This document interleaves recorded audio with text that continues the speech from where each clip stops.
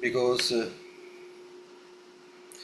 when a sadhaka, or especially when a human being who is endowed with the sufficient intelligence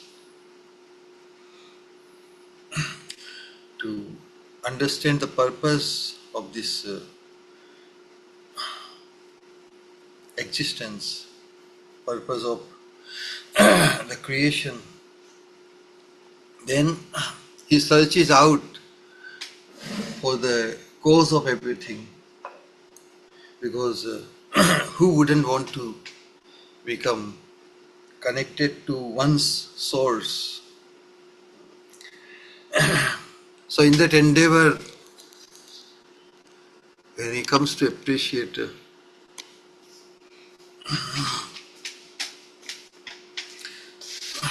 the unlimited favors or the mercy which has been bestowed upon him, then he wants to think of repaying back. The sense of tremendous gratitude is ignited in his consciousness. And as he turns towards the Supreme, the very source of his existence, so we all owe our existence to the Supreme now.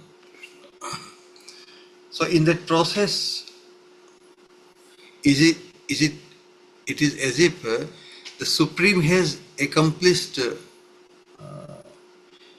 his mission to some extent, as far as we individually are concerned. Brahmavaloka dhishanam mudamapadeva. This expression in Srimad Bhagavatam, 11th canto, 9th chapter, text number 28. With that potential, considering that potential of a human being, the Lord becomes in this expectation.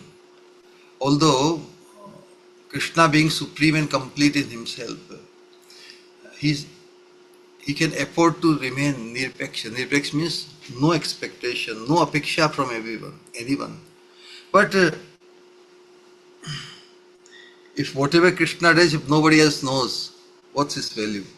As we said, if someone has the most expensive, the most precious thing one can imagine, but if no one else knows, it won't have any value, correct? Value is when somebody knows about it. So same thing, Krishna, although he created his material existence, and whatever Krishna does is for his own pleasure ultimately, but he also creates the possibility for others to join his supremely loving and blissful pastimes. The living entities, by their constitutional position, they cannot but not serve Krishna, directly or indirectly. Indirectly we have been serving, and Krishna has been rewarding us according to our whatever condition, state of consciousness. Ye yathama prapadyante. But in the long circle of going through different species of lives, one also stumbles upon becoming a human being. And human being is so critical, such a rare boon to have.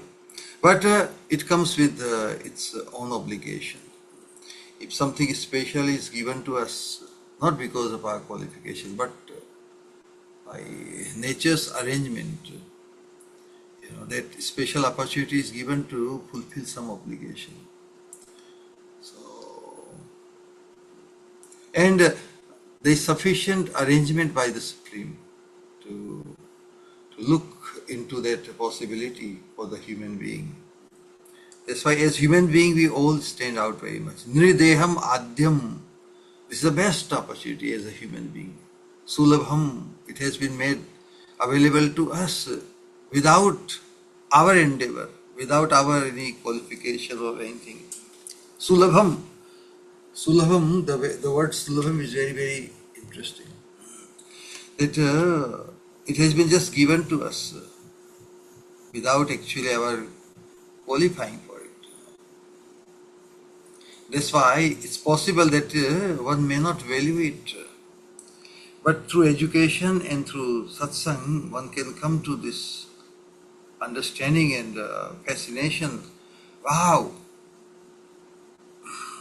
what could be accomplished which could never have been accomplished in other species? Sulabham, Sudurlabham. Although it is very, very difficult, very, very rare to attain the human form or human birth, but somehow the very rarest thing has been given or made available to us very easily. Sulabham, Adulabham. Plavam Sukalpam Guru Karnadharam. It is compared to a suitable boat to cross over the river or the ocean. With his captain, his capable captain, knowing all the technicalities about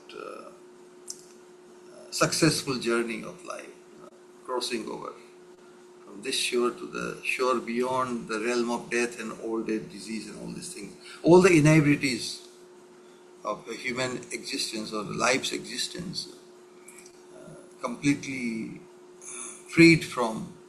So that aspiration is possible for a human being, and if he uses his human potential, and this human potential is described in the scriptures. That's the purpose of having satsang. Ultimately, good association is which causes us to attain the perfection of our human potential, or the highest perfection of our human potential. Guru Karnadharam Mayanu Kulena Nabhasvateritam. Krishna introduces himself as the supreme, as the cause of all causes, and the utterly incapacitated living entity like us.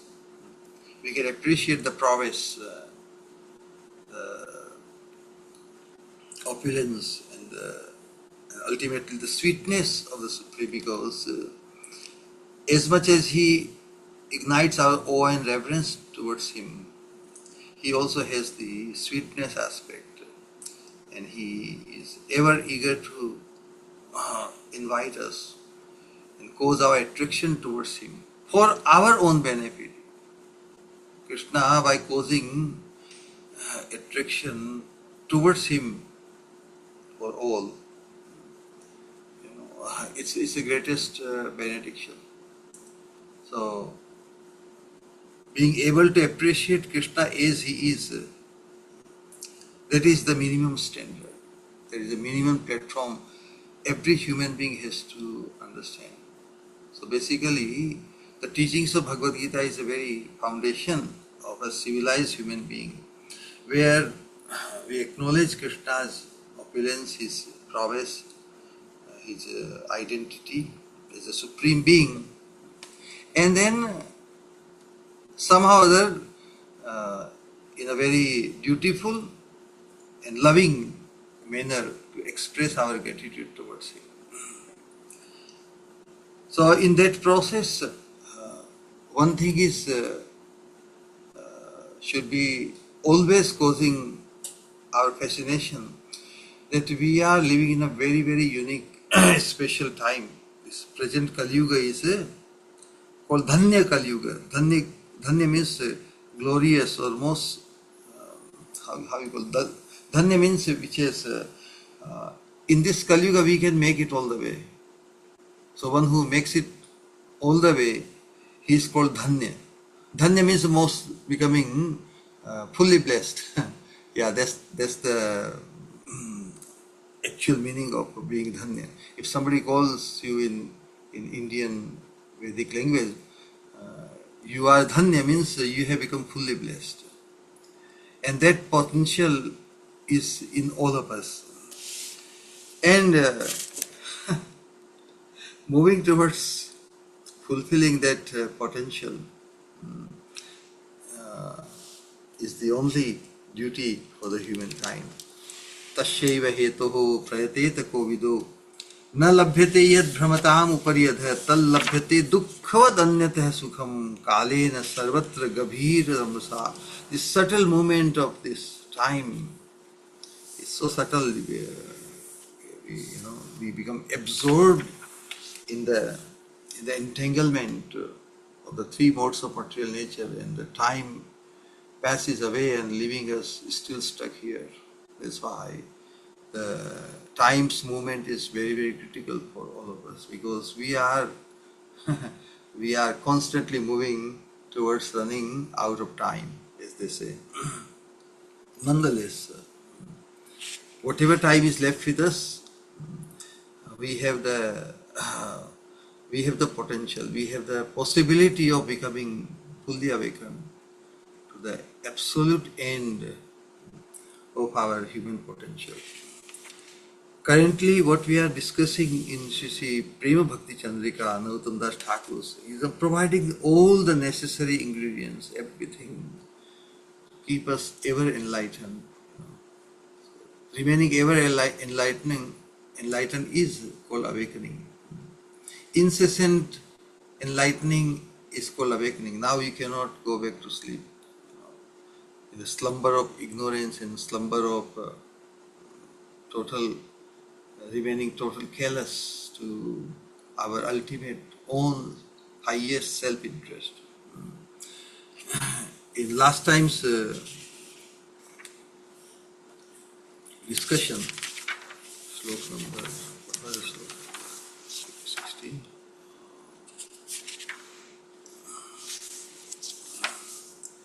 This is this. We have been discussing the things, what to be adopted, the favorable things to be accepted in our journey as a sadhaka, and detrimental things to be given up. And who to associate with and who to avoid, basically.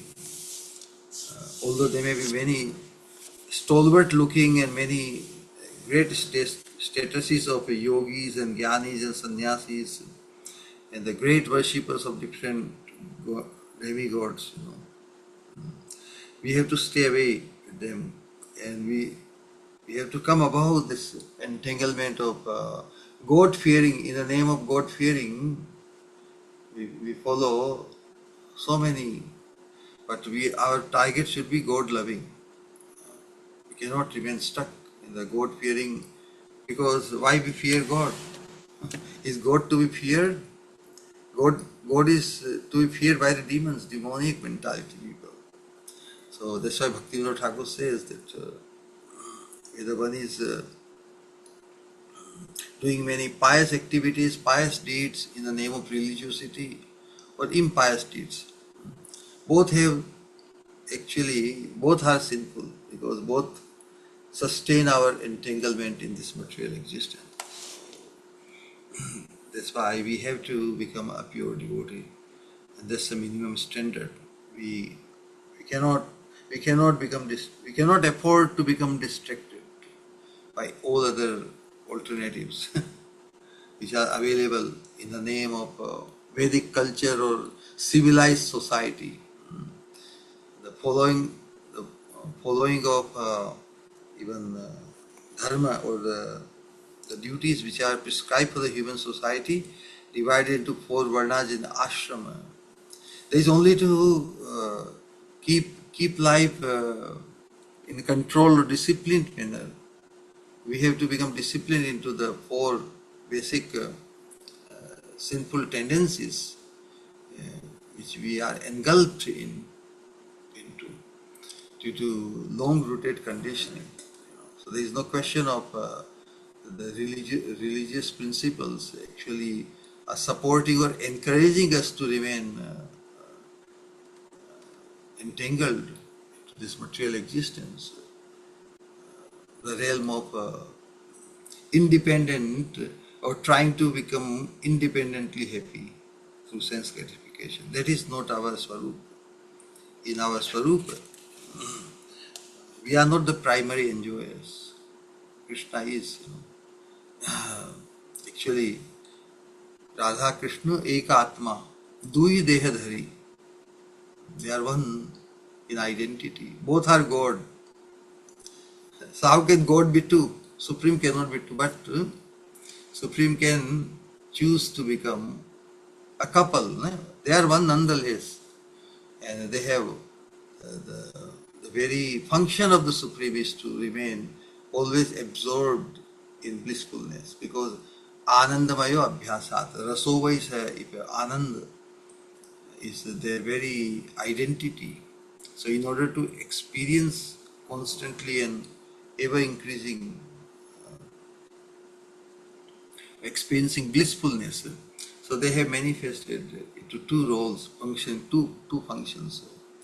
Is the predominator moiety of the Absolute and the predominated moiety of the Absolute. So predominator, the Vishaya, object, or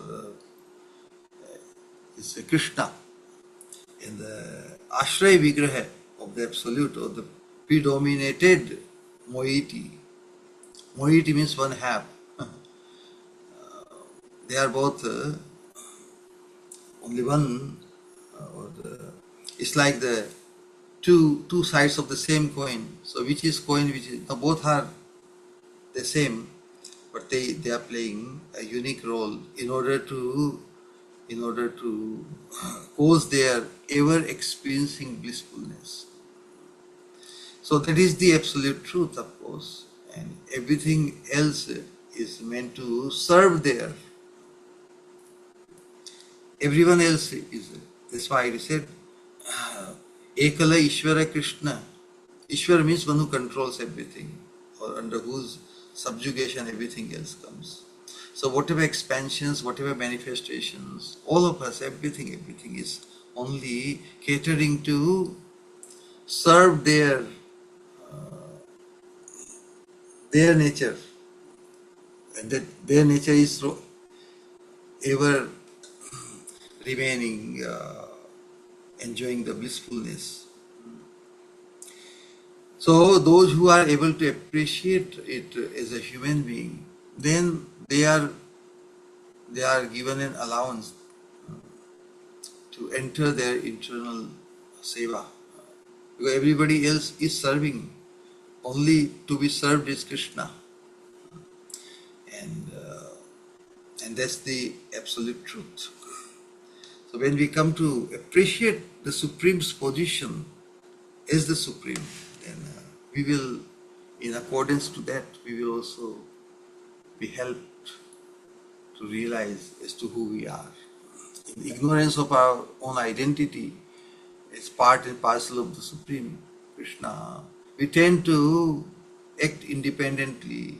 We have been acting independently since eternity against our own self-interest. So in ignorance, what is the saying?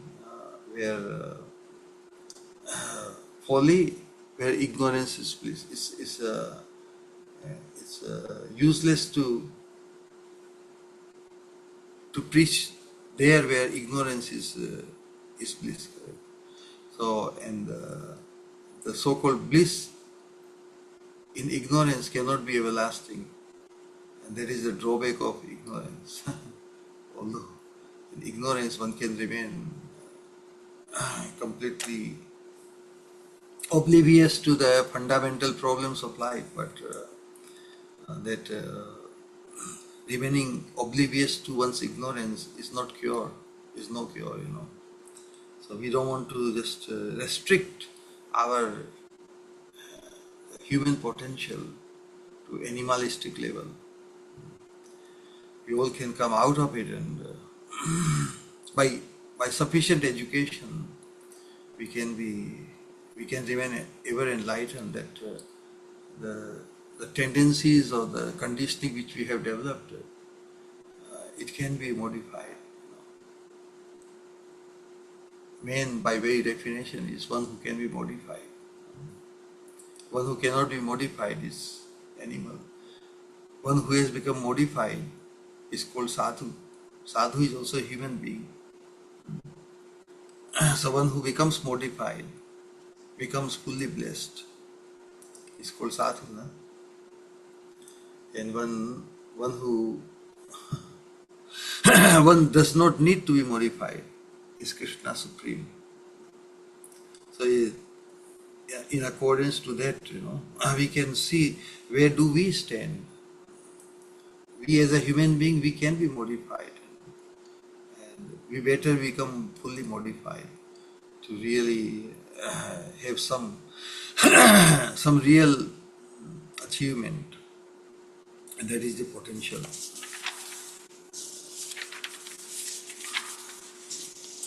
So, so giving up all bad association and all the conditioning of the mind,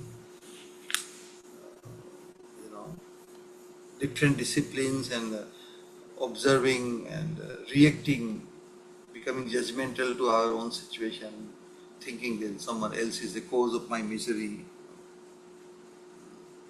One should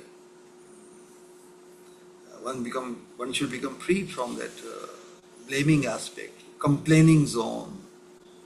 One must enter the no complaint zone.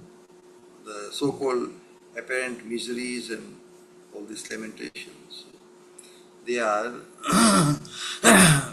they are actually an opportunity to purify ourselves when we have the tremendous vision of our human potential and the kripa and the boon which Mahaprabhu has come to bestow. We will instantaneously become free from complaining because we have such an amazing mission, such an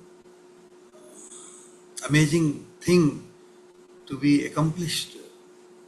Why should we waste even an iota of a moment to let our mind remain entangled into something which is so frivolous? So that's why I say, Chhadi bhajo girivar dhari. All other entanglements must be given up. So, and Tirth Yatra, the last sloka, the conviction, giving up all the envious nature, that was the sloka, yes. So, the living entity is by nature purely spiritual and therefore untainted by any. The ignorance of our own identity puts us in so much trouble, so much entanglement. Correct?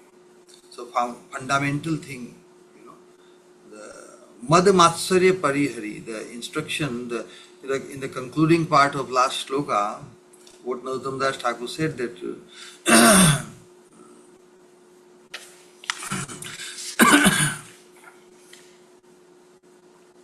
that by taking exclusive shelter, Ananya Bhakti, exclusive shelter of Krishna, Sarva Siddhi Govinda Charane, this conviction has to be sustained.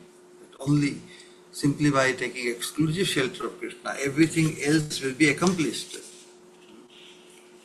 And having this conviction, then giving up, keeping firm faith in this conviction that by exclusive worship of Krishna, everything else will be. Krishna Bhakti Kaila Sarva Karma Krit Hoy. Shraddha Shabde Vishwasa Kahi Sudrida Nishchay. Sudrida Nishchay means absolute firm conviction that simply by worshipping Krishna alone, everything else will be taken care of. So all other our apparent workings, if they don't take care of our worshipping exclusively Krishna, then that means we are distracted. So keeping firm faith and giving up pride and envy, always do exclusive bhajan. Exclusive bhajan. So, because the living entity is by nature purely spiritual and therefore untainted by any mundane element. In our spiritual identity, our only kartritva means doership, In the conditioned state, there is no doership on our part because Prakriti Kriyamanani Gunai Karmani Sarvasha. The three modes, all actions in the world are actually accomplished by the modes of material nature. Jivera Swarupe Krishna Das, so doing Krishna Seva is only doership we can be proud of, or we should aspire after. All other doership, the I did this, I studied this, I did this, I did. All these things, they are against or not in accordance to our real, eternal, or spiritual identity. We are only servants of Krishna. Other than that, anything which we claim is because of ignorance. Because the living entity is by nature purely spiritual and therefore untainted by any mundane element. All actions in the world are actually accomplished by the modes of material nature. In our material identity or this perishable body and its relations, the actions in which we claim that we are the doers, but all actions in the world are actually accomplished by the modes of material nature. Prakriti kriyamanani gunai karmani sarvashe ahankara vimudhatma. But in ignorance, ahankara means in misidentification. He thinks that he did all these things.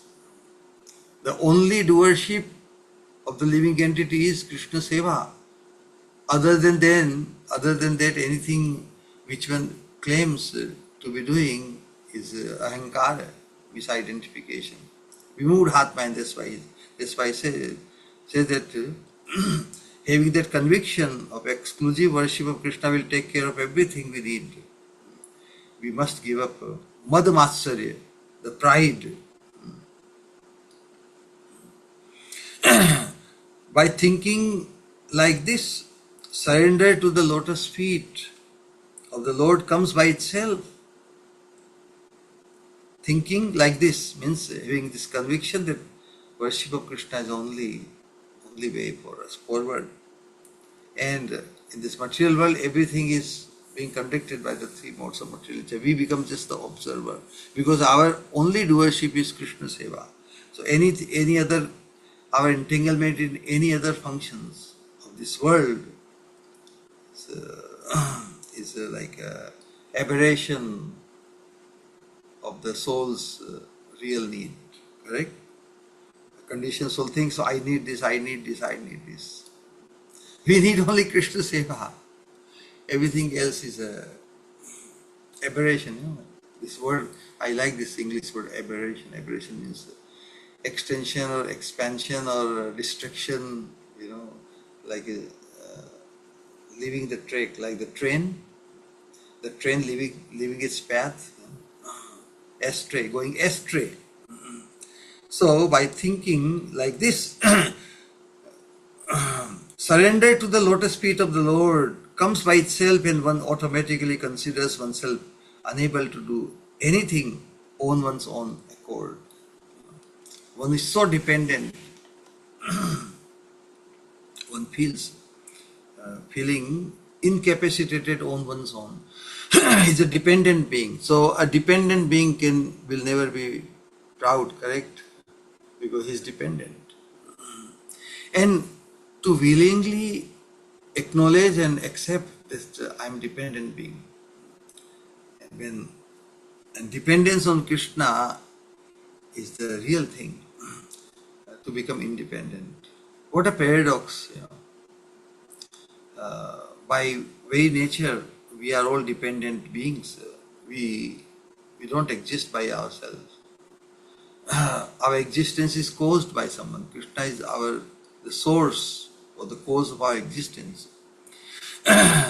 Now, everybody is the rat race of becoming independent.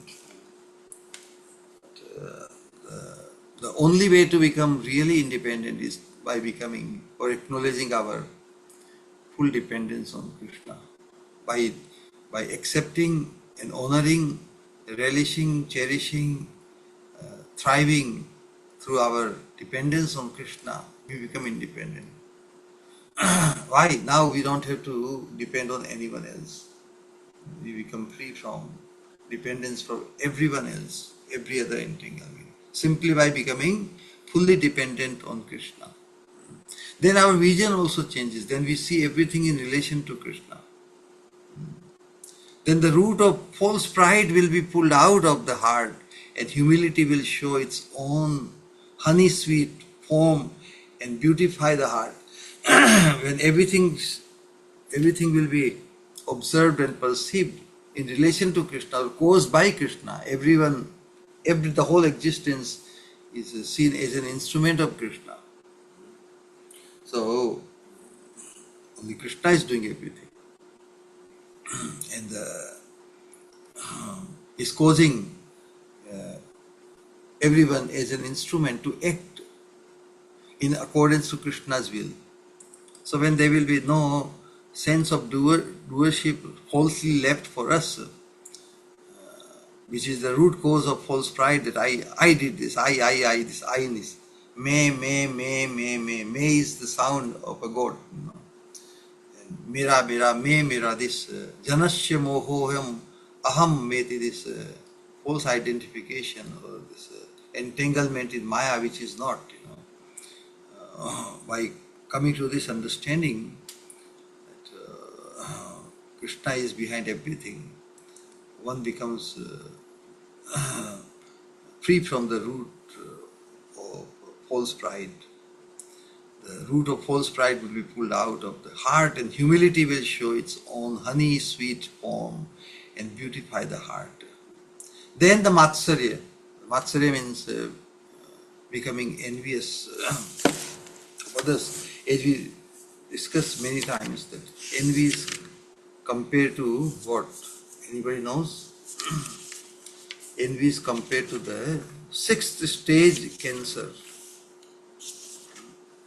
When we were discussing Prema Bhakti Chandrika in Hindi section, the sixth level cancer, you know, the vices, Kama, Krodha, Lobha, Moha, Mada, Matsarya. Later we will study within Prema Bhakti Chandrika. Narottam Das Thakur has revised, or he has found replacement, or their engagement of Kama means lust or greedful desire is also called Kama. Anything which we want so much, you know, to do, or desire something, that is also lust or Kama. Krodha means anger, Lobha means greed, Kama, Krodha, Lobha, Moha means delusion, or some kind of hankering. Moha, Kama, Krodha. Moha is something, attraction for something which we haven't got it yet. Or attachment to for something which we haven't got it yet. So attachment and moha is a subtle difference. Moha is for something which we haven't got it yet. Attachment is something which we have got. You know. So Kama, Krodha, Lobha, Moha, Mada means the pride. Pride is only in the misidentified state, but when we come to our real identity as the eternal servant of Krishna, then what else we can take pride in?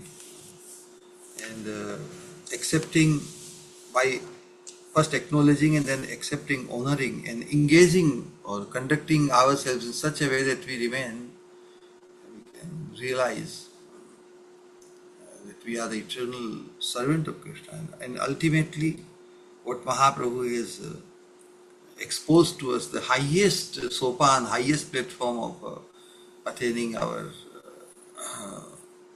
doership, realizing our doership as the eternal maid servant of Srimati Radharani. What a wonderful. So this Matsarya, envy which is blocking our progress. And why should we have envy towards everybody?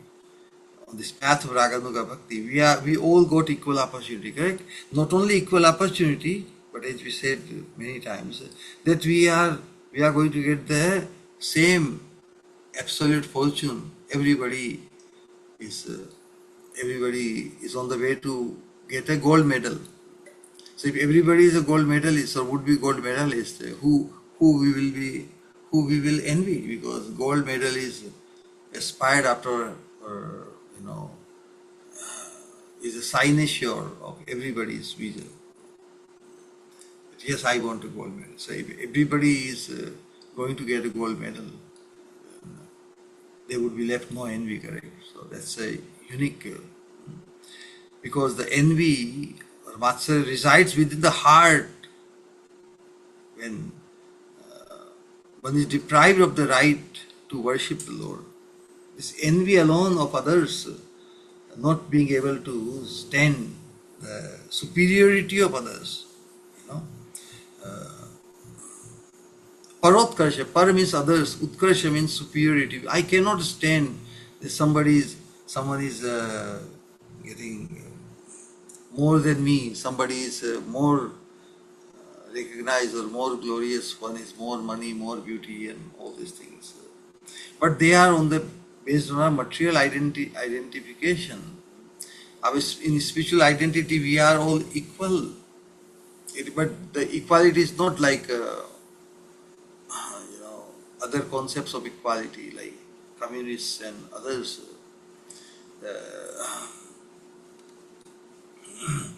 The, when we appreciate that not only the equal opportunity but also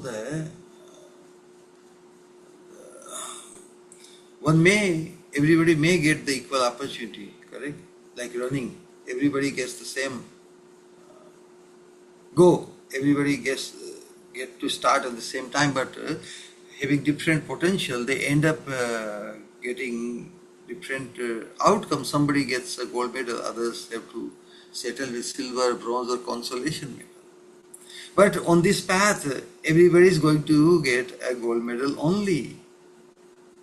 So we can definitely encourage and we can push others, promote others, and pull others who are lagging behind, and we can push or promote those who can go ahead. Yeah, we don't become envious of, because our getting a gold medal is also guaranteed. So that is the vision we must develop to become non-envious. The Bhagavatam very describes that nirmatsaranam satam, non-envious saints are eligible to perform the theistic religion. So an envious person will find faults, three stages. With those who are more qualified, he will end up finding faults. Although so much virtues, one becomes superior because of their virtues, one's virtues. But an envious person, he will find fault among all the virtues. He will create fault because he has faulty vision, not only external but internal also. He's envious of things, in his thought and his vision, everything. And he will compete with his, he thinks he is equal to someone. And he will look down upon those he thinks they are inferior to him. So this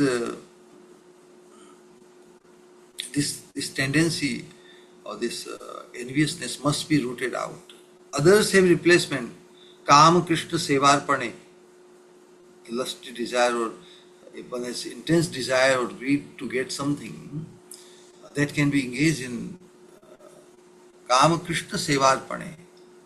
The Kama tendency of the mind conditioned soul can be transcendentalized by becoming so enthusiastic or having the same tremendous desire. Is a person has a tremendous desire to make big house and create the facilities for one's sense gratification, all these things.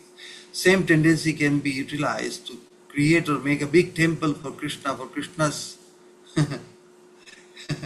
ever growing, sense gratification.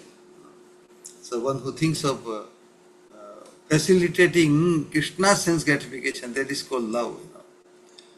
Those who are engrossed to facilitate their own sense gratification, that is lust. So that can be transcendentalized. Tendency is the same, vigor, focus, obsession, is the same, but now it has been transcendentalized. Krodha bhakta dveshi gane. The tendency of krodha can be engaged against those who are envious of Krishna. Bhakta or envious of Krishna's devotees. Krodha bhakta dveshi gane. Kam krodha lobha hari katha sadhu sangha. One can have the greed for hari katha and sadhu sangha. Kam krodha lobha moha. Moha ishta darshan vinay. When will I attain the darshan of the divine couple? So something yet to be achieved, and to become attracted to start hankering for that when I will have the darshan of the divine couple. So moha tendency, rather than becoming infatuated for something mundane or material thing, one can become infatuated for the darshan of the Supreme. Moha darshan. Ishta means the desired object. That is for us Srimati Radharani of the divine couple. Moha ishta darshan vine kam krodh lobh mo mad. Mad Hari Kirtan, and all these things. But Matsarya, the sixth one, no replacement for it. So it has to be rooted out completely, like the sixth stage cancer. No replacement or no cure for it. It has to be simply taken out. Only through enlightening satsang association and appreciating that we all have equal opportunities, and not only equal opportunity, but we are going to get the equal fortune if we just make ourselves conducive to the instructions given here. So, what happened? In the heart of the envious, the desire for distinction and fame arises. So this is the symptom of an envious person.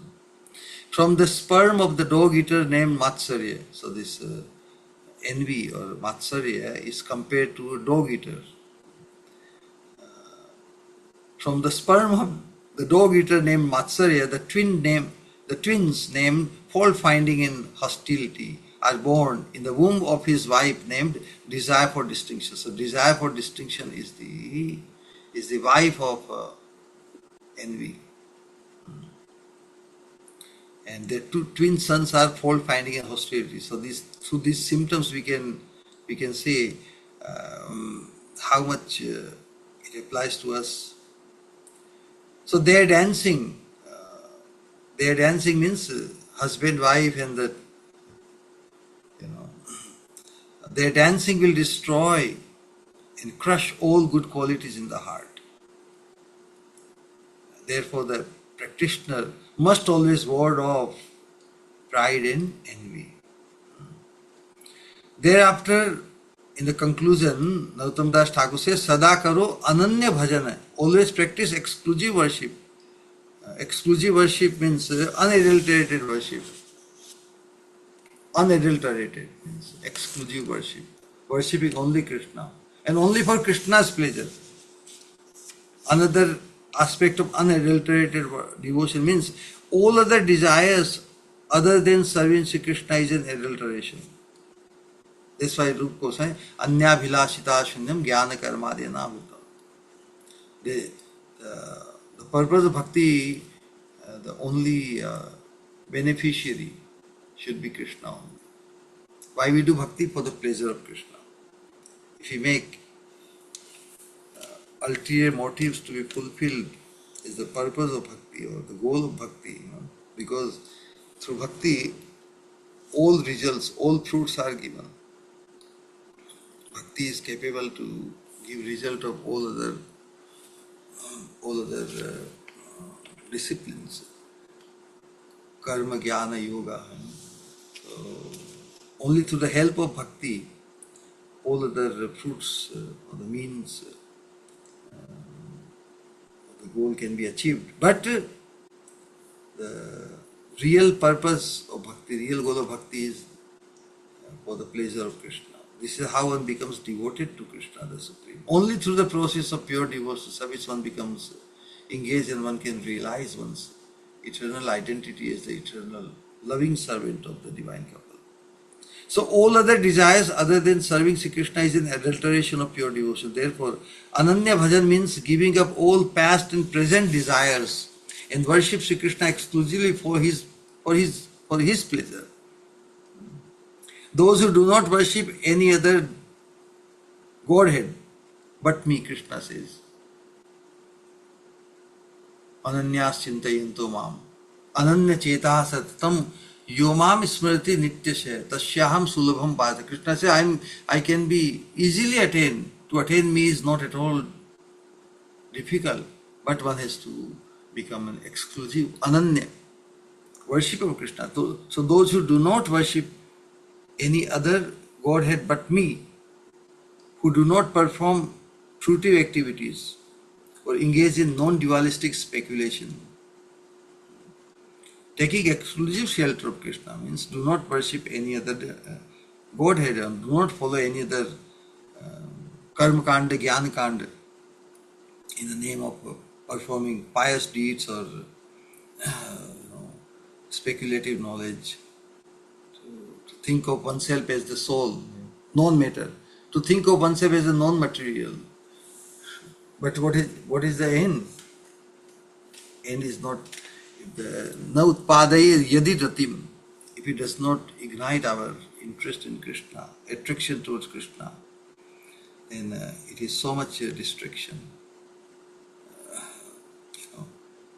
So much distraction from attaining the highest perfection of our human potential. So do not perform fruitive activities or engage in non-dualistic speculations, and who do not desire other things like kingdoms but only my devotional service, are performing my exclusive bhajan. So not only worshipping exclusive Krishna but also not desiring anything other than the joy or pleasure of Krishna. That is Ananya Bhajan. So my exclusive bhajan.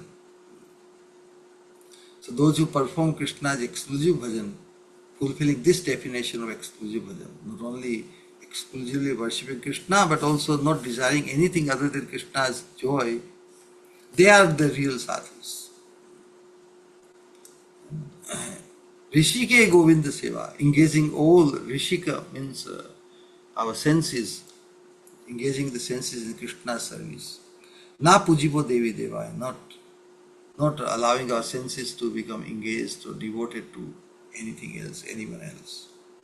I will serve Govinda with the senses and will not worship. Oh, this will come later in Sloka number 19. This will come.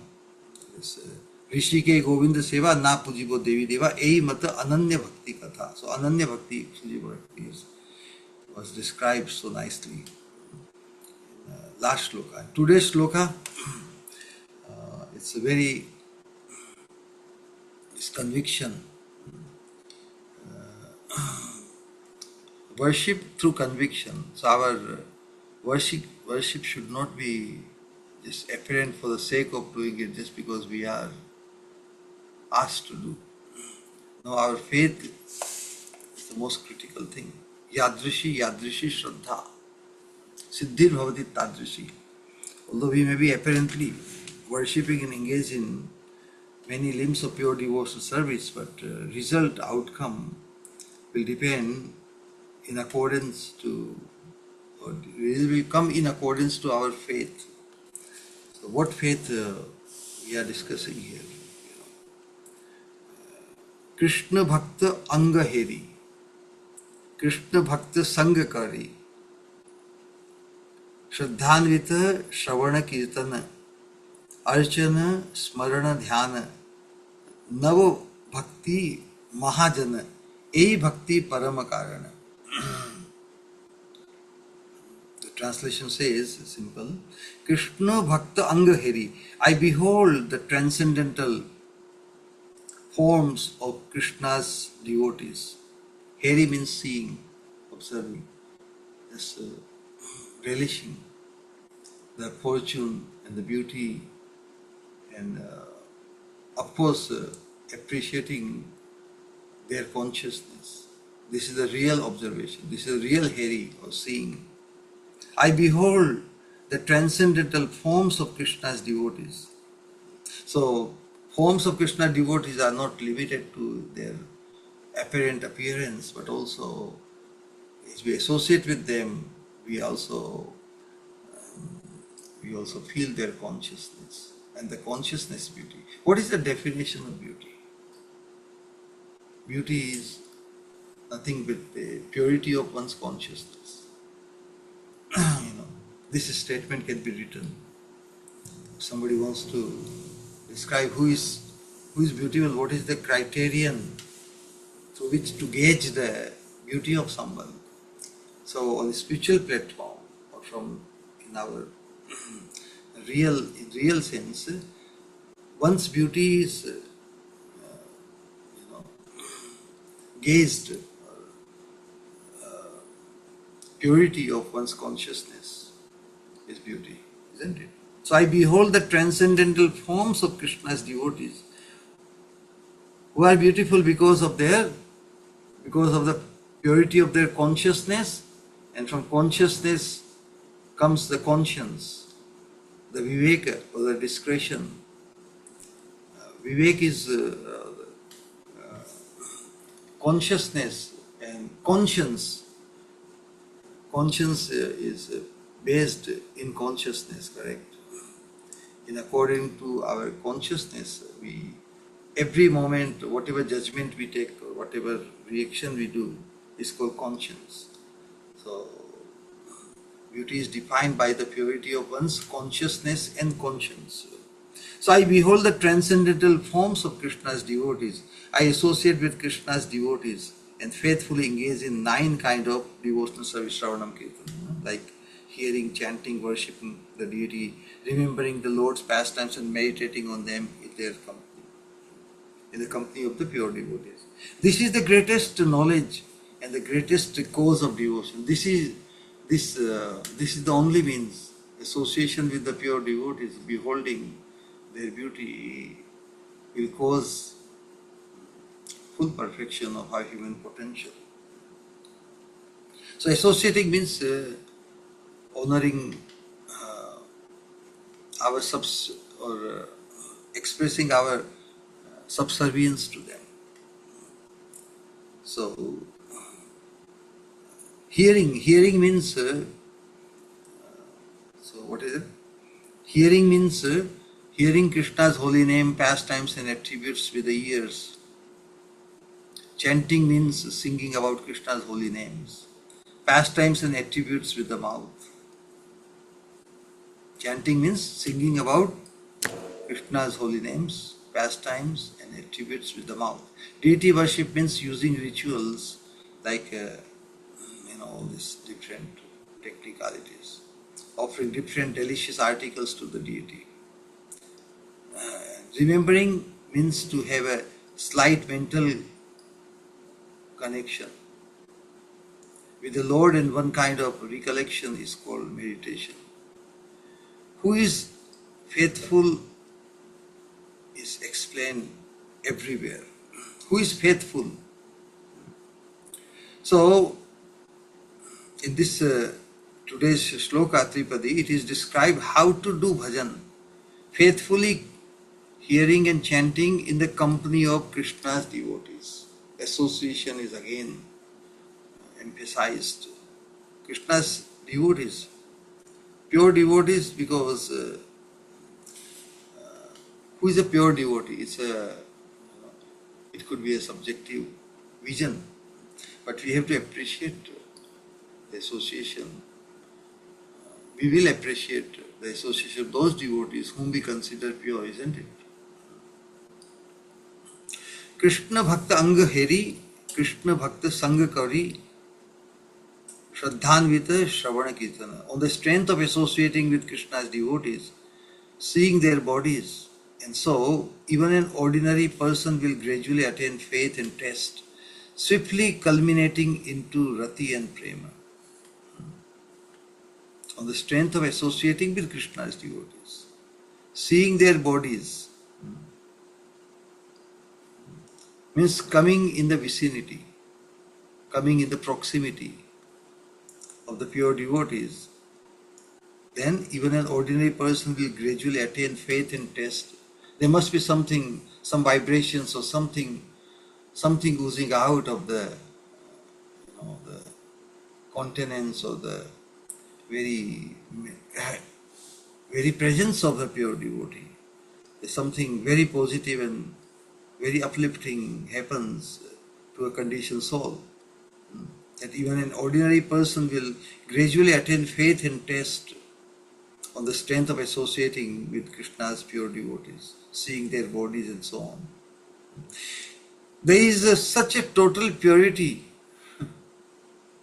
Yes, there is such a total or wonderful purity emanating from the sadhu's body that even an ordinary person who does not do any bhajan or any other devotional engagement, simply by seeing, who sees him will be affected by it and will be blessed with the gift of the extraordinary treasure of bhajan. Wow, infected. He cannot remain immune. He will be affected if he comes in the presence of the pure devotees. He will be blessed with the gift of the extraordinary treasure of bhajan. That would be the influence of the presence of a pure devotee. And how we will recognize or identify pure devotee? Only by association, by hearing, listening to him. His instruction will shred away our excessive attachment of the heart.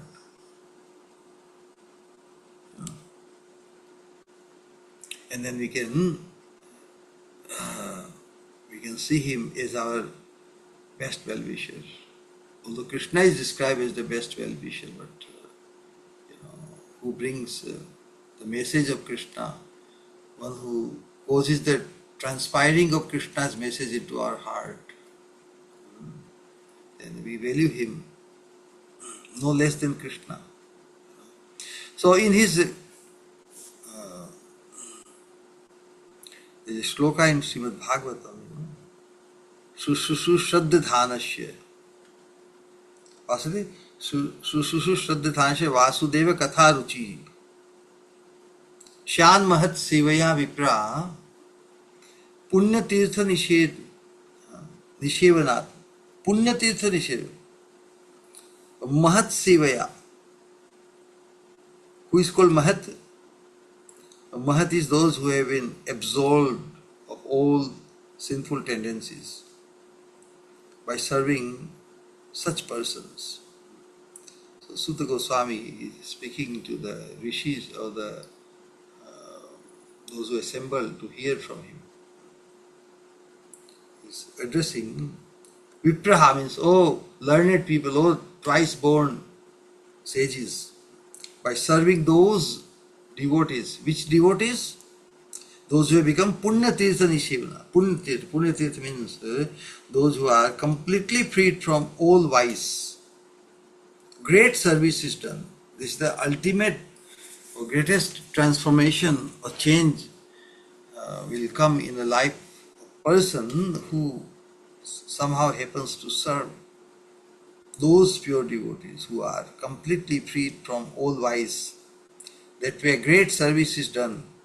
By such service, one gains affinity for hearing the message of Vasudeva, Krishna, Supreme Personality of Godhead. So only the real magic or real fortune comes when one happens to associate or come in the presence of the pure devotees. By serving, by appreciating. The first service begins with the appreciation.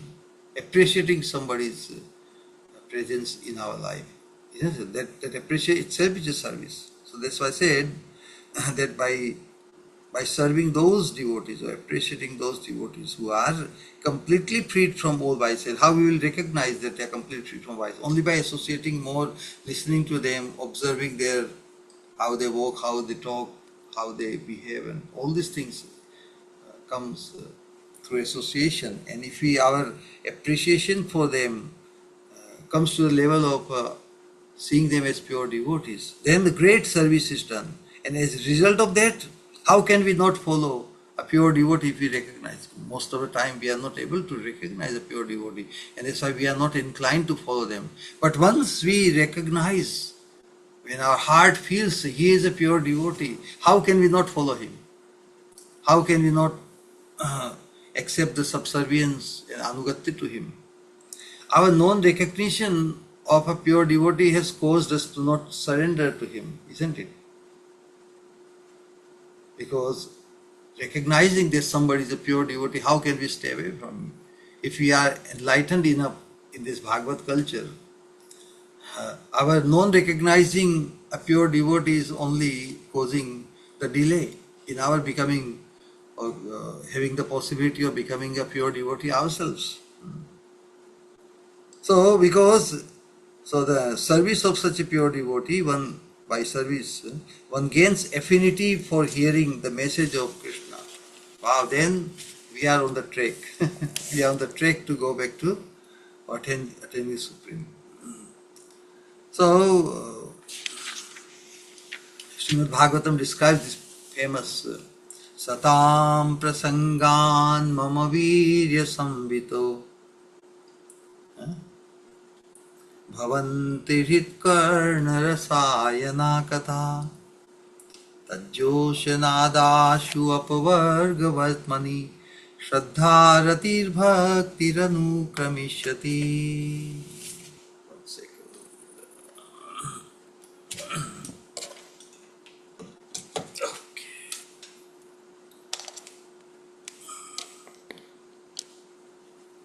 Or we can use this also.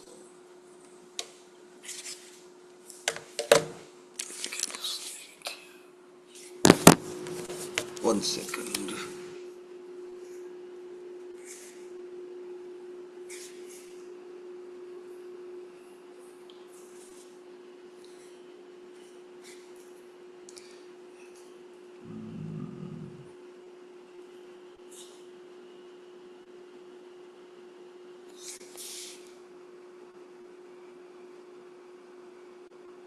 Recording in progress.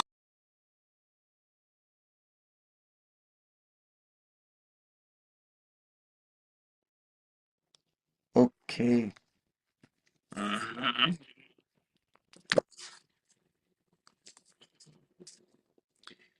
So even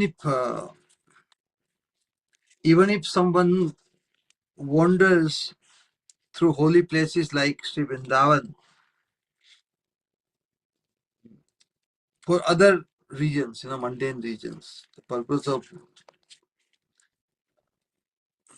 going to Vrindavan, is to attain or to realize the ultimate benediction. But even if someone by chance, correct? Even if someone wanders through holy places like Sri Vrindavan for other mundane regions, not for spiritual enlightenment, but simply by coming to Vrindavan is so beneficial. It can ignite the highest fortune, the possibility of highest fortune. How it comes? Only somehow or other by coming in contact or in presence of the pure devotee. That's why it is said, even if someone wanders through holy places like Vrindavan for other mundane regions and meets the great souls who have taken up residence there or have come there with the specific purpose of rendering service to these holy places, serves them without any separate endeavor, serves them somehow or other, because in Vedic culture, why Varnashram Dharma is very useful for the condition. So because within that sadhu seva, uh, respecting the guests, respecting the parents, respecting others, this culture is there. So as part of that culture or upbringing in Vedic culture, one naturally shows respect to the sadhus, even if one does not want to become a sadhu, but they are honored, they are seen in reverence. So, although he has not come for, he has come to Vrindavan only for sightseeing and mundane reasons for his entertainment and having different fulfillment. But somehow, if he comes across those sadhus who are fully engaged in Krishna's service and the abode, and he happens to serve them without any separate endeavor by seeing them, touching them, or conversing with them. Otherwise, it is impossible in all respects for non-devotees to become inclined to seek out the company of the great souls and associate with them. Yadrichaya, that is called in Bhagavatam, the last sloka. It is called Yadrichaya means by great fortune. One is not targeting to associate with pure devotees any, but coming to Vrindavan holy place is one somehow happens to come across pure devotees, and if some service is rendered unbeknown to him or just out of etiquette, just out of culture, you know, that Vrindavan is a very divine place. Uh, there is a possibility, always possibility of coming across those great souls who have taken up residence there or have come there with a specific purpose of rendering service to these holy places. And a person who comes not for devotional or for spiritual reason, but even for mundane reasons, if he comes and happens to somehow serves them without any separate endeavor, but on his own account, like some katha is going on, some spiritual discourse is going on, and a person, he finds some words overhearing and finds it interesting. So putting his attention to what someone is listening, the initial purpose is not to go and sit and hear katha, but in places like Vrindavan, such opportunities are very easily, naturally available. You know, we also became connected to some stalwart devotees by overhearing their instructions and then find some attraction towards them. So that is also serves them without any separate endeavor by seeing them or having the appointment to see them. That's not a purpose, but simply by noticing and something attractive about them, attractive, touching them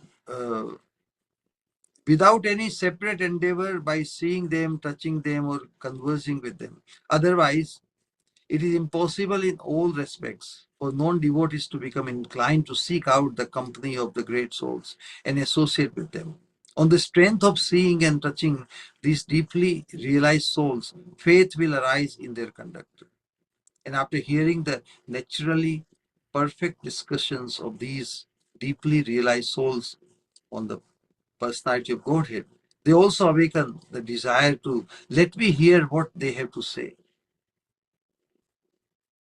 So first they have to come in the presence. No? So in Vrindavan, places like that, it is quite possible that one gets the opportunity invariably to come in association or come in the vicinity or proximity of such great devotees, and some kind of appreciation to hearing is possible. Let me hear what they have to say. After hearing topics of Sri Hari from the mouths of these deeply realized souls, test for such topics on the personality of Godhead will also arise. After hearing topics on Hari from the mouths of the great saints, one very quickly becomes successful.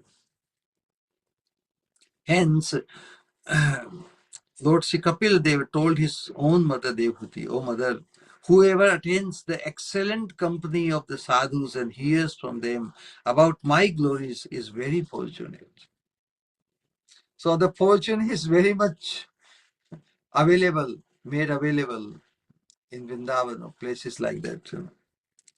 These topics, at least the mood changes when a person comes to Vrindavan. He's at least not so unnecessarily arrogant. At least he has that understanding that this is a holy place.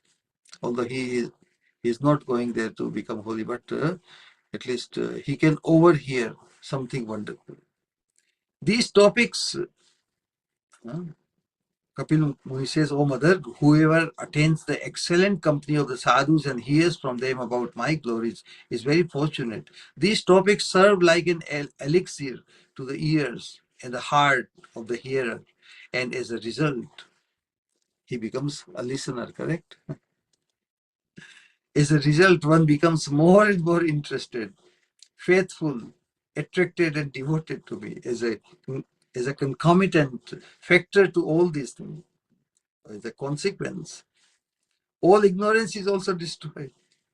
This loving devotion is the highest attainment for the individual soul and the supreme goal of life, which is only available by the association and the grace of the saints. When, when Lord Vishnu wished to bestow a boon on Maharaj Prithu, the king said in appreciation what he wanted. He wanted only association of pure devotees. O Lord, O Lord, we have forgotten about your form as the supreme truth, but now even the air laden with drops of the nectar from your lotus feet, emanating from the mouths of the great souls.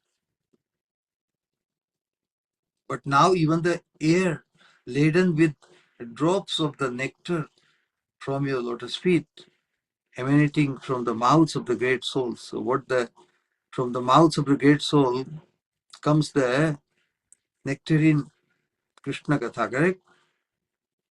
The drops of nectar from your lotus feet emanating from the mouths of the great souls is able to restore this knowledge to us, fallen yogis. Therefore, topics on your pastimes emanating from the mouths of the great souls form the greatest means and the greatest goal. Wow.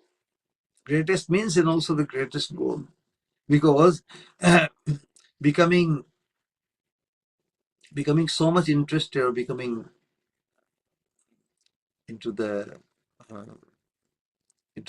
topics of your pastimes emanating from the mouths of the greatest souls, great souls, one will be infected with the same aspiration as the great souls. So whichever great souls we associate with and we find our affinity, the great souls who describe your topics on your pastimes emanating from the mouths, then they also attain the same fortune.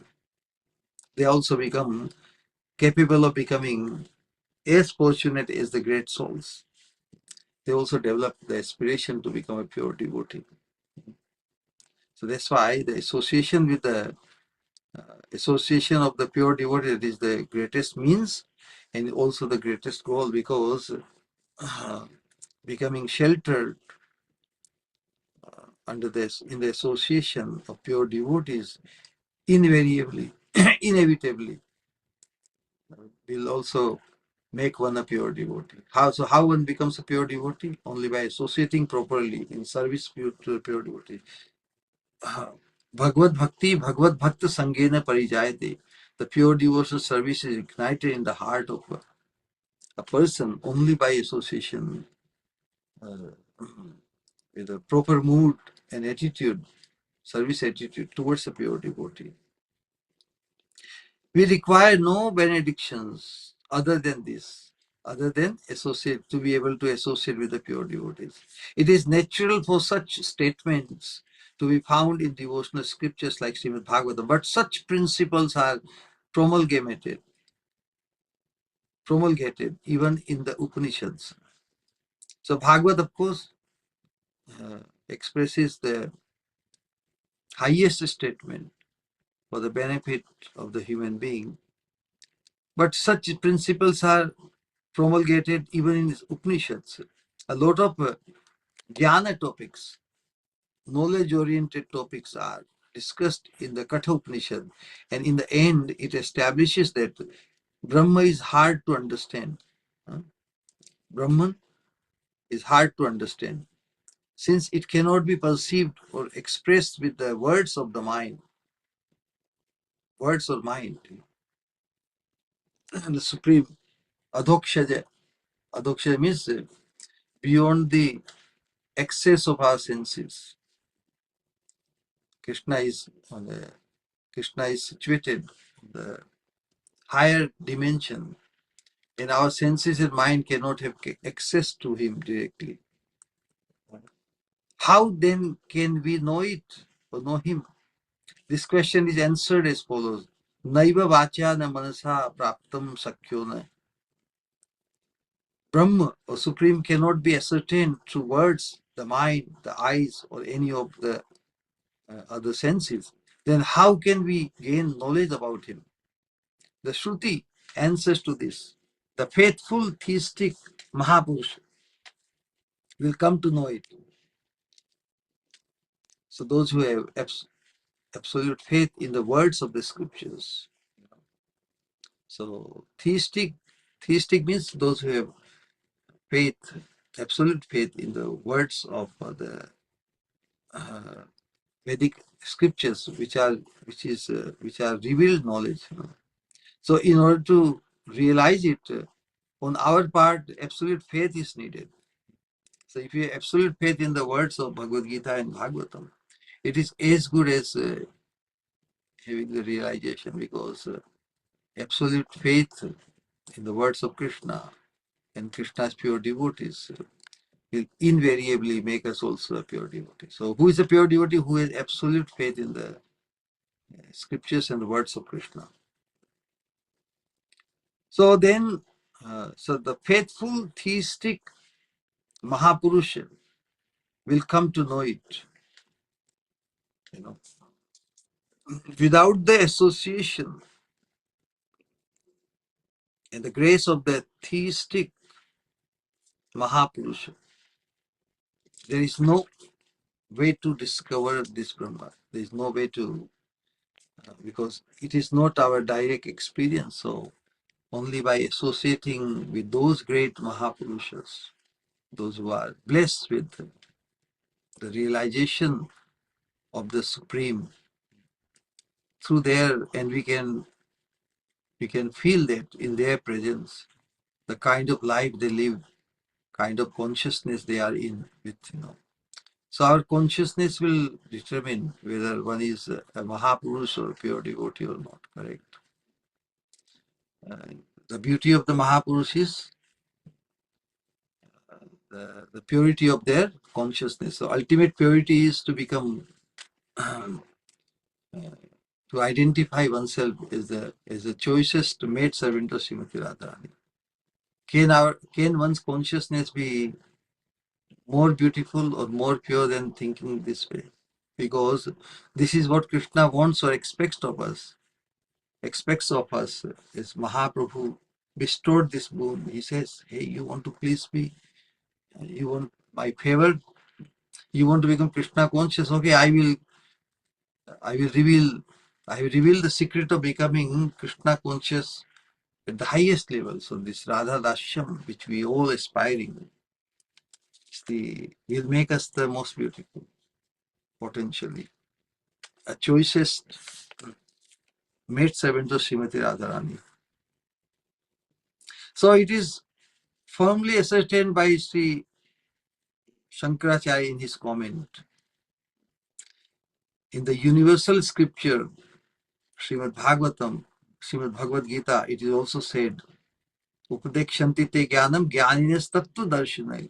Bhagavad Gita guides all of us through instruction to Arjuna. Krishna is telling to Arjuna, oh Arjuna, the jnanis or knowers of the scripture and the tattvadarshis, or the great souls that have experience with the intangible, can instruct you on spiritual matters. So it is the absolute faith in the scriptures only uh, inspires a sadhaka to become sadhu, correct? To become pure. So whether one is a pure devotee will be can be observed through the actions, through the thoughts, through the words of the person, his attitude, his vision, the way he reacts to things and situations and circumstances. So Krishna is telling, oh Arjuna, the Gyanis or the knowers of the scriptures and the Tattvadarshis or the great souls that have experience with the intangible can instruct you on spiritual matters. From all these scriptural scriptural statements, it can easily be understood that one may study scriptures as much as one likes, as long as the grace of the great soul who perceives tangible transcendental principles has not been attained through his powerful association. There is no way to attain devotion or freedom from the vices. So Bhagavad Bhakti, when it is achieved or attained, it frees one of all the vices. But that pure bhakti will be attained only by properly and with service attitude associating with the pure devotees, not through one's own endeavor of studying scriptures and becoming knowledgeable and all these things. There is no way to attain devotion or freedom from vices without, you know, without association of pure devotee. Bhagavad Bhakti, Bhagavad Bhakta Sangena Parijayate. Krishna Bhakta Sangha Kori, Krishna Bhakta Anga Heri, Shraddhanvita Shravana Kirtana. I behold the transcendental forms of Krishna's devotees, means associating. I associate with Krishna's devotees and faithfully engage in hearing and chanting. As long as the association of such great devotees of Krishna is not attained. Wow, what a critical thing. As long as the association of such great pure devotees of Krishna is not attained, one should study the sacred revealed scriptures and the comments on them by the great souls. This is also one kind of satsanga. So the study of scripture is also targeting to identify or to come across such a pure devotee. So the हरे कृष्णा स्वामी जी कहाँ पर हैं?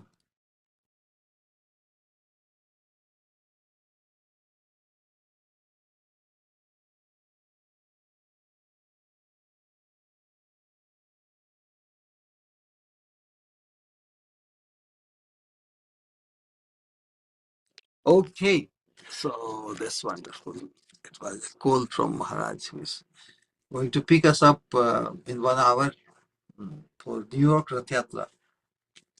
So you can all join us, in thought.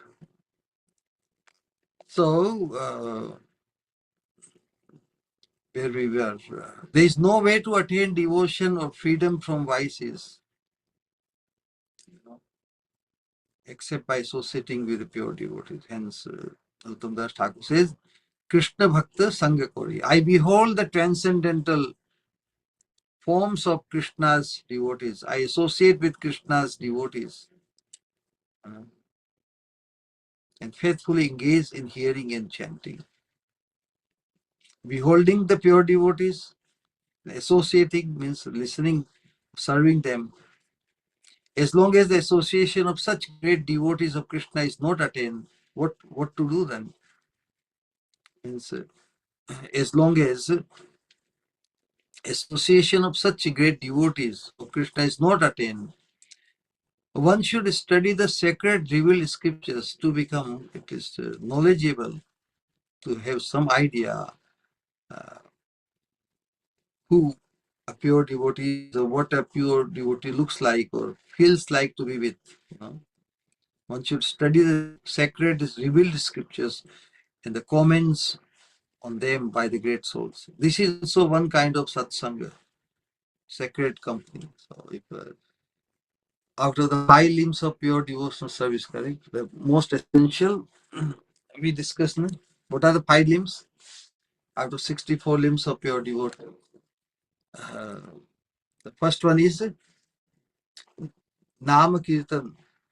Nama Kirtan, Sadhu Sangha, Bhagavata Shravana. Mathura Vas, Sri Vigrahe, Shraddha Purvak Archan. Everybody knows it. Gazing in chanting, Nama Kirtan, Sadhu Sangh, Association of Pure Devotees, Bhagavat Shravan, studying Bhagavatam, scriptures, correct? So this is one of them, Bhagavat Shravan. Mathura Vasi, living in Brajamandal, Vrindavan, and worshipping the deity, very faithfully. So, so the satsanga, studying the scriptures is also one kind of satsanga. Very, very essential. Studying of Bhagavatam and all this related scriptures.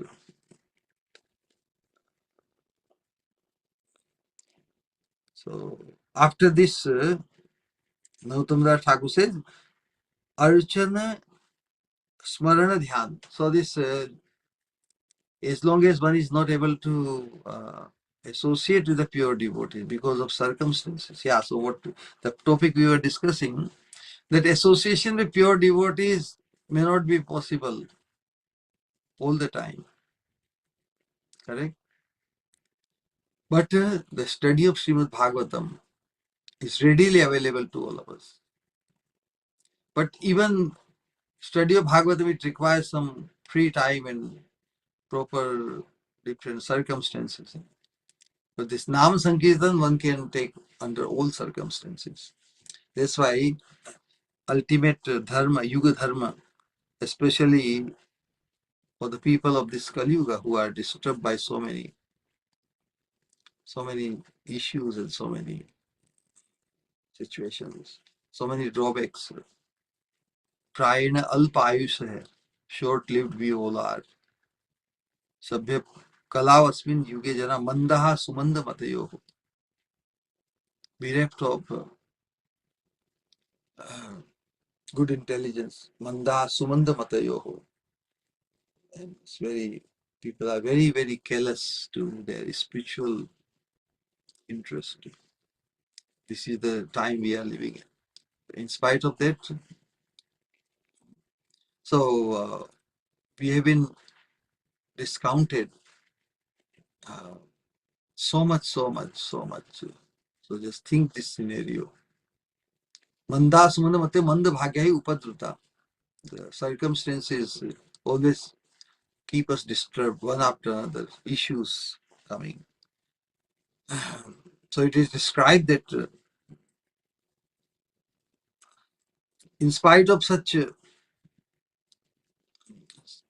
situations we have, one great boon or relief or benediction of fortune simply by taking shelter of Krishna's holy name. Kirtanad eva Krishnasya mukta sangha param brajet. What we could not accomplish since eternity by even after attaining such qualified statuses. In other yugas, there's so much other positive facility and so much sadhana shakti or the qualification. Kali Yuga, in the name of qualification, is almost like bankrupt. We are almost bankrupt.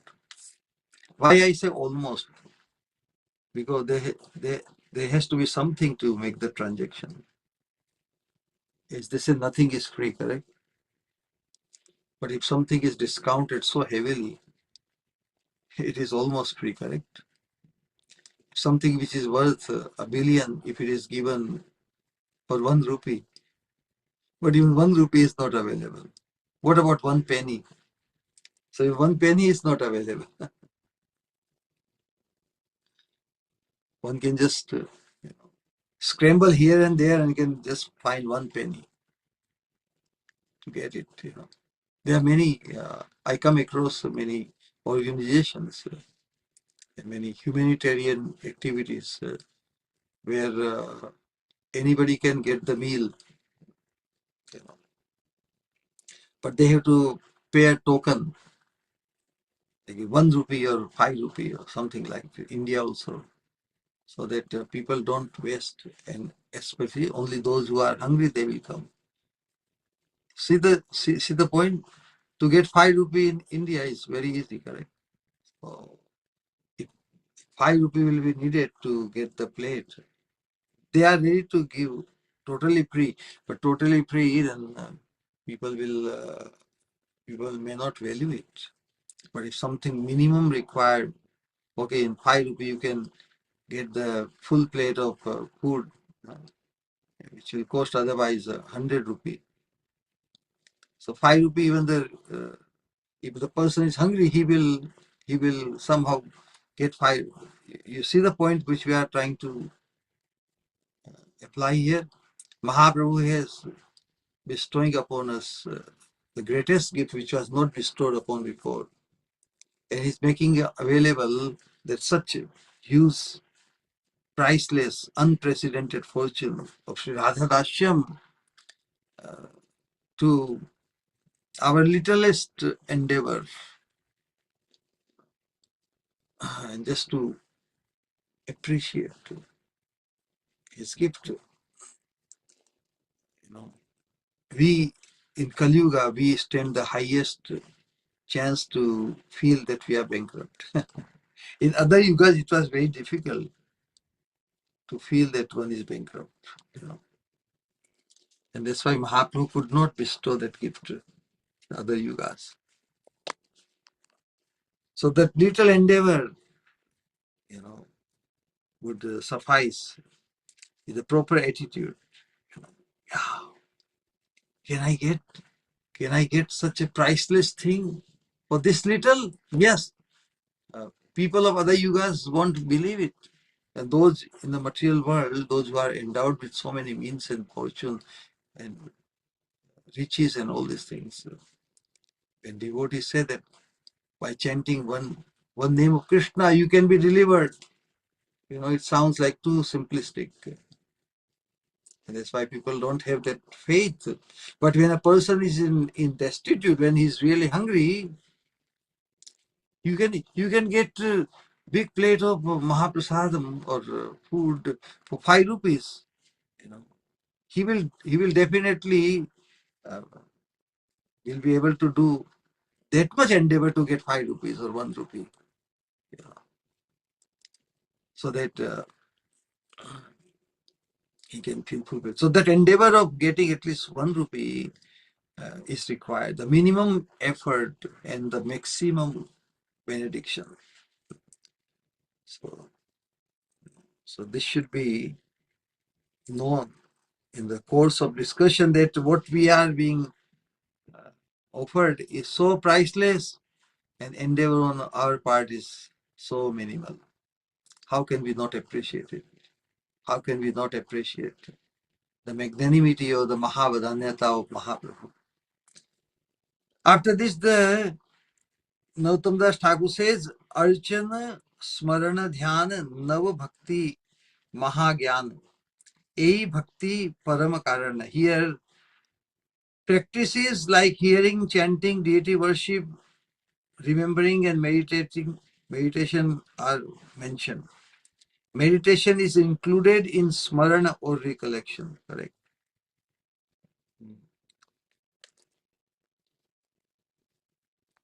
So, 4 of the famous 9 aspects. Navdha Bhakti, Shravanam, Kirtanam, Archanam, Bandhanam, Shravanam, Kirtanam, Archanam, Bandhanam, Pada Sevanam, Dashyam, Sakhyam, Atma Nivedanam.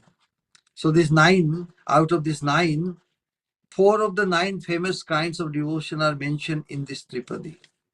Correct? Shravana,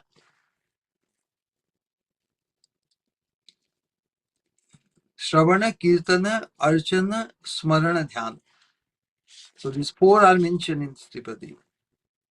The words Nava Bhakti Mahagyan indicate that we must learn all the details about all the 9 forms of devotion. In the aforementioned Tripadi, number 11, it was said, Bhagavata Shastra Marma Nava Vidha Bhakti Dharma Sadai Karibo Su Sevana. In our comment on this part, we have discussed the 9 types of devotion according to our capacity. One may consult, one can see there. So, A Bhakti Parama Karana means that these 9 kinds of devotion are the greatest cause of means of the attainment of prema. So, on the part of a sadhaka or a conditioned soul, when he becomes a sadhaka, he must participate in Shravana Kirtana. To begin with Shravana Kirtan, prominence of Shravana Kirtan, to engage our senses and to cause sufficient transformation, deconditioning ourselves and to put in proper conditioning. So the sadhana bhakti is another name for it, can be conditioning bhakti or modifying bhakti, deconditioning bhakti. It is very essential, correct? Because we are so conditioned to the wrong end, and how to uh, turn around. We need a lot of deconditioning, and that's why uh, after 24 hours, as much as we are able to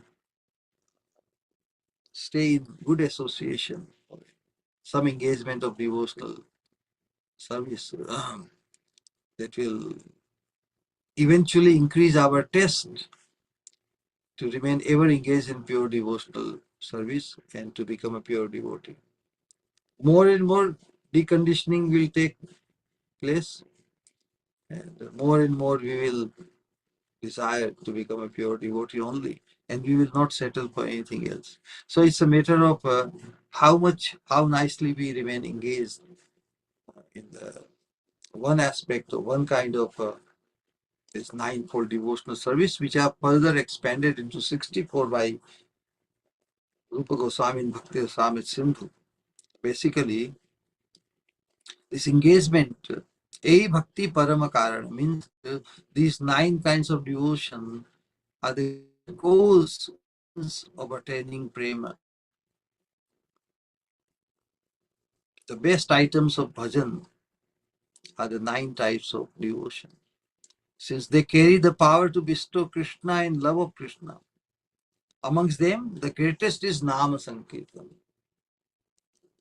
For offenseless chanting of the holy name grants the treasure of prema.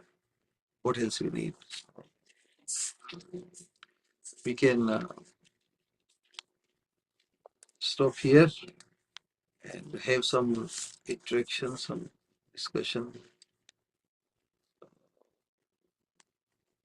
Thank you very much for your patient listening. Hare Krishna.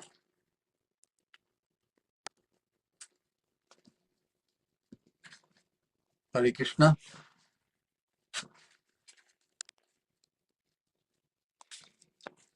Nitai Gaur Premanande Hari Hari. Hare Krishna. Hare Krishna. Shri Guru. Hare Krishna. Fascinating, Shri Guru, the definition of beauty you bring out. Such realized wisdom, Shri Guru. It is, tremendously, Shri Guru, heart melting. And scriptures are there, but Shri Guru, without your mercy, without your kindness, without your love, can understand nothing. What is the definition of beauty? Man is made for modification or anything of that, Shri Guru. What is the sadhan? What is the sadhya? Nothing. Shri Guru, one question in here, the 9 limbs of devotional service. Somewhere we hear that chanting is the most important, and somewhere It's said like Smaranam is the ultimate ang and Smaranam is most important or powerful. Are there much differences, Shri Guru? The stage, at what stage one is, ultimate purpose is to smartavya satatam Vishnu. Chanting is also catering to that need. But in the conditioned state or in any stage, chanting becomes very essential because for us, remembering Krishna all the times is the most difficult thing. It's like a foreign thing. We just very easily not remember Krishna. We simply haven't, we have developed so much aruchi. Aruchi means non-interest in Krishna. Because we have lived without having anything to do with Krishna for so long, so that it's a very conscious effort to be able to remember Krishna. Correct? Conscious effort means struggle. If you consciously try to do something or hold on to something or remember something, we tend to forget. So we have to attain the platform of being able to remember Krishna even subconsciously, unbeknown to us. Krishna consciousness should become our second nature. But that state is very, very difficult. We cannot, and that's why chanting helps tremendously. Because chanting is very, very sweet. Everybody likes to chant, speak, this tendency to speak, everybody loves. And when sweet singing, it's a very, very uplifting our consciousness. Wow. And it will build up our developing taste in chanting will naturally cause the remembering also.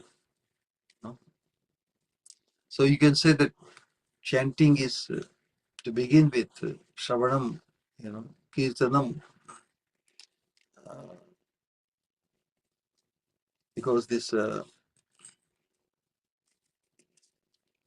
chanting will boost everything else in our state. And when this chanting uh, also causes our remembering of the Supreme, if one develops a taste in chanting, then naturally his remembering the Supreme is also automated. No? So then, after the taste in chanting is developed and becoming blessed with the transcendental knowledge and association, then everything else is fed or boosted. Ultimate purpose is to be able to remember Krishna all the time, and that is possible only when one has developed so much interest, so much taste, attachment for the divine. So even at that stage, one will still keep chanting, correct? One will not be able to give up chanting. Right now, chanting even, it's a conscious effort, so it's a struggle, chanting 16 rounds or 8 rounds or 4 rounds even. But it will definitely help. It's a means and also the end. But we are stuck on the mean side. Chanting is also the end in order to realize, because how can one Kirtaniya Sadahari, this status is attained only by one who is able to remember Krishna all the times, correct? Is it possible? At that stage, chanting and remembering Krishna become identical. It's just a manifestation of remembering Krishna lovingly only. Only then Kirtaniya Sadahari is possible. Na? Can somebody, then one has to become conscious to remember or to glorify Krishna? No, it has become his second nature. Unbeknown to him or her, one is chanting only. Through every breath, one is also remembering. You know. So, specific your question whether chanting is more important or depending on the stage, you know, our goal is to attain the status of Kirtaniya Sadahari, correct? But we have to begin somewhere. At the stage of Kirtaniya Sadahari, it becomes non-different from remembering, which is the ultimate goal. Scripture says, na? Smartavya satatam Vishnu vismartavyo na jatuchit. Sarve vidhi nishedhashur etayoreva kinkara. So let chanting, even as a means, is wonderful because without developing the taste for Krishna's name or anything about Krishna, Nam Rupa Gun Lila Dham Parikar Abharan, how can we be able to remember Krishna all the times, correct? We remember only such thing we have found affinity for it, correct? So at this stage, chanting remains mainly as a means, but the end is always to be able to remember Krishna all the times. And when the end is achieved, then Kirtani Sadhari is also possible. Then you won't be able to differentiate between chanting and remembering because they both are just the variegatedness of the same thing. One who is constantly able to chant means is constantly remembering Krishna. Otherwise, it is not possible. So even in stage of remembering Krishna, one can definitely chant. So chanting is not limiting to you know speaking or putting the hand in the bead. One is chanting all the times. Because Krishna is perceived that beautiful, that wonderful, that fascinating, that he is always remembered. That means he is always being chanted. Isn't so? Kirtani Sadhari, it is a state of one's consciousness. Although theoretically we discuss, we like it, yes, Krishna is that very wonderful, so wonderful, that he can be glorified all the times, every moment. But have we reached that state where every breath of ours is glorifying Krishna? Through every breath, his name is being chanted. So to realize or to cause that fascination of the holy name, chanting is the best means, ultimately, to cause our constant remembering of the Supreme. All right? Beautiful, Shri Guru. Koti Koti Pranam, Shri Guru. So one point that association, you know, one is as long as one is not able to associate with such pure devotees of Krishna, until then it is advised that one should study. It is his duty. It will be very useful to study the scriptures, you know, manifested by these great stalwart acharyas. So what we are doing, you know, we are associating with such pure devotees by studying their scriptures, correct? So this is also one kind of satsang. So satsang is not whatever is available. If the pure devotee is directly not available to associate with, we can associate with the scriptures written by them.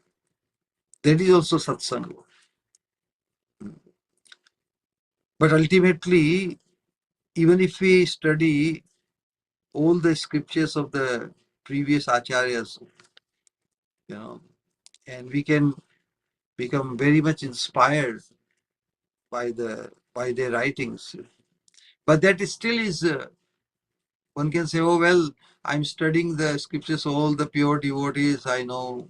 I study all the scriptures of Prabhupada and Rupa Goswami, everything. But even associating and becoming inspired spiritually by such reading and culture, that is still indirect kripa of Krishna. Because ultimately, Bhagavad Gita and Bhagavatam both describe that one is advised to take shelter of a bona fide spiritual master, correct? Even studying the scriptures of previous acharyas and pure devotees, that still is indirect, because that gives the inspiration, inspires us to become a pure devotee. But what is the means of becoming pure devotee? By taking shelter of the lotus feet of a pure devotee.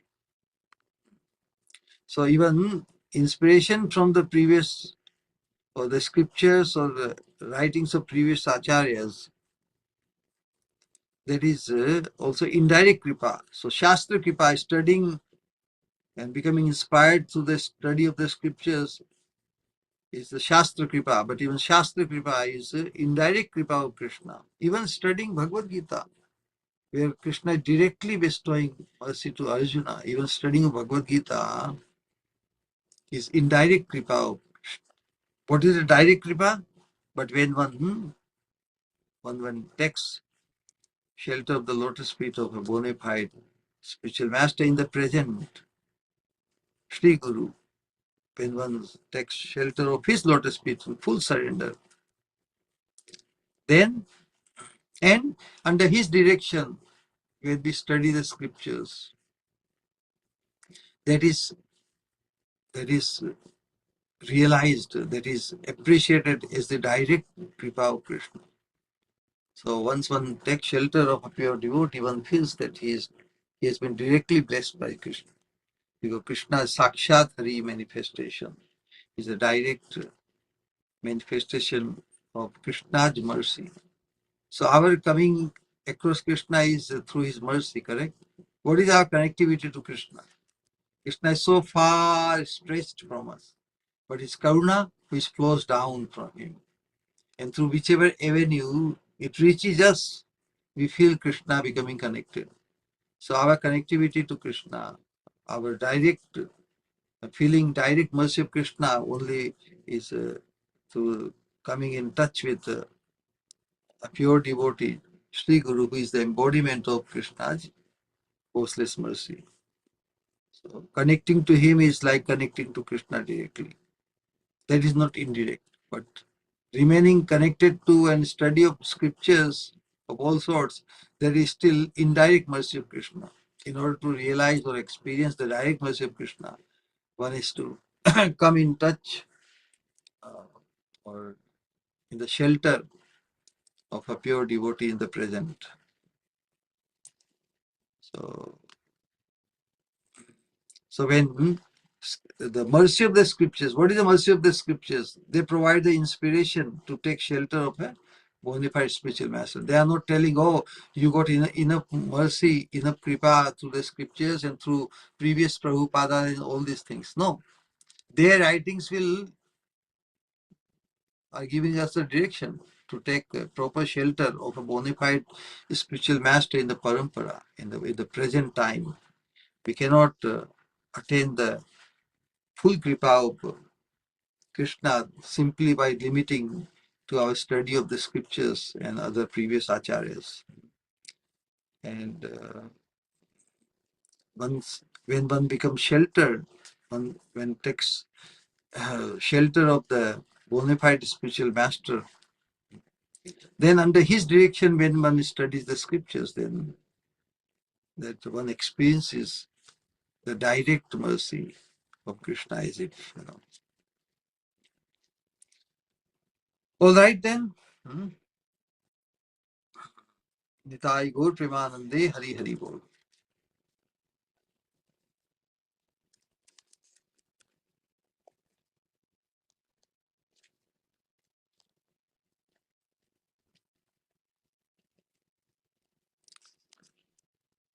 I can't believe it is well. We started today a little late, so it's all right.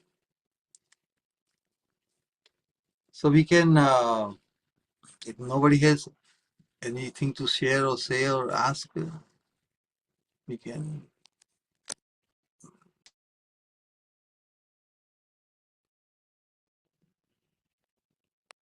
One raised hand. Who is that?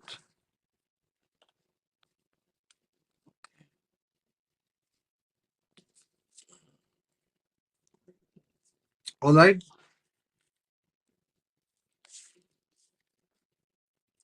Nitai Gaur Premanande Hari Hari Hari Hari Bol.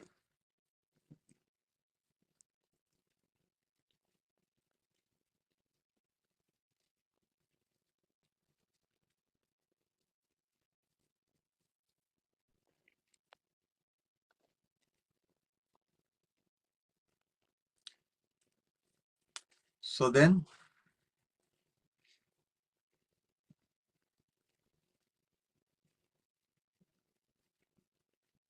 Nitai Gaur Premanande Hari Hari Hari Hari.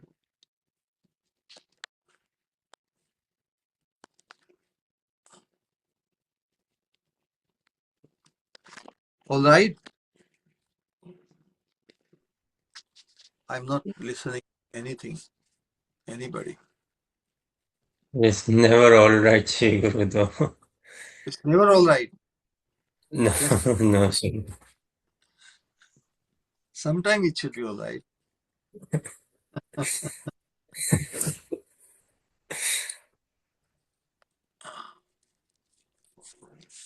We are just reading, so much treasure uh, the previous acharyas have gathered for our. So naturally, until we find that connectivity to them, full connectivity. So full connectivity to the scriptures and the writings of the previous acharyas only uh, when they are studied in the direction, uh, in the association and the explanation, further appreciation of them under the guidance of a pure devotee, that makes us experience is the direct mercy of Krishna. That's why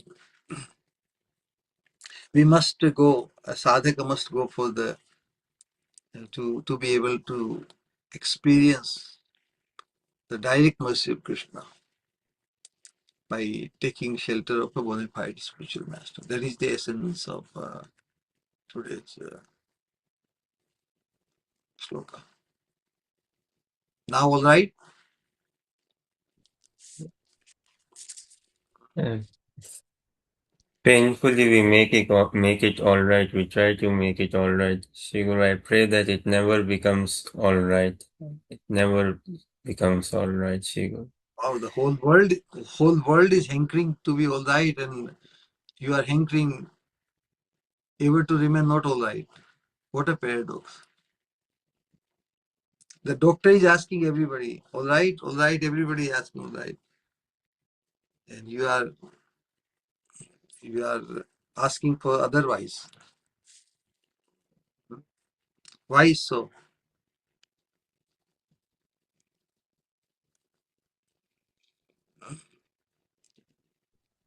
But sometimes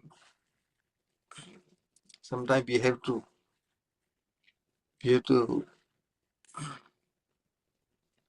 allow somebody all right. Correct? One may it's a prerogative to not feel all right. So sometimes we have to allow the all right of someone else. Na? That should be all right. Na? Yes, sure. Nitai Gaur. We all lovingly chant the Hare Krishna Mahamantra minimum 3 times from the core of our hearts and purity for the pleasure of our dearmost Sri Guru. Hare Krishna, Hare Krishna, Krishna Krishna, Hare Hare, Hare Rama, Hare Rama, Rama Rama, Hare Hare. Hare Krishna, Hare Krishna, Krishna Krishna, Hare Hare, Hare Rama, Hare Rama, Rama Rama, Hare Hare. Hare Krishna, Hare Krishna, Krishna Krishna, Hare Hare, Hare Rama, Hare Rama, Rama Rama, Hare Hare. Hare Hare, Hare Krishna, Krishna Krishna, Hare Hare, Hare Ram, Ram Ram, Hare Hare. Hare Rama, Rama Rama, Hare. जी चलिए Gaur Premanande. With all love and joy, we call out, we chant, Jai Ho Vishnu Pad Paramahamsa Parivrajakacharya Stotarashat Sat Srimad His Divine Grace Srila Bhakti Swarup Govind Maharaj Ki Jai. जय Samaveta जय गुरुदेव, जय जय गुरुदेव. Gaur Premanande, Hare Hare Bol. We heard very beautiful and very absorbing kirtan from begin with. So that way, if the kirtan, we initiate every program correct with kirtan, then everything becomes successful. So kirtaniya sadahari, even to attain that stage, one has to begin with kirtan, correct? So we can go step by step, but we must always keep in the mind, in the back of our mind, the goal. So goal is to attain the status of kirtaniya sadahari. Nitai Gaur Premanande, Hari Hari Bol. हरे कृष्णा प्रणाम श्री गुरु. Hare Krishna, Sri Swamini Matirastu. Everyone. Hare Krishna, Pranam Shri Guru. Hare Krishna, Pranam Shri Guru. Oh, so nice. So even some hearers of Hindi are also here. Amma Rama. So how much you are improving your hearing, becoming listening? Yeah. Little.